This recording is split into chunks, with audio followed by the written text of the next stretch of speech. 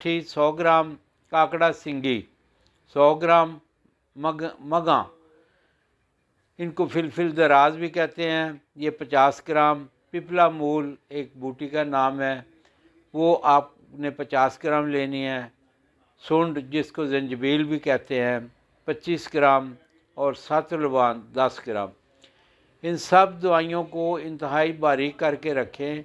अब आप शहद लें 500 ग्राम, यानी आधा किलो शहद लेके सारी ये अद्वियात जो हैं उनमें मिला के रखें।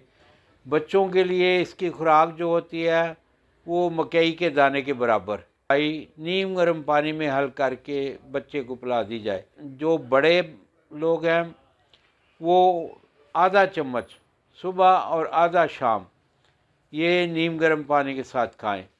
इंशाअल्लाह ताला वो खांसी से, नज़ले से, ज़ुकाम से महफूज रहेंगे।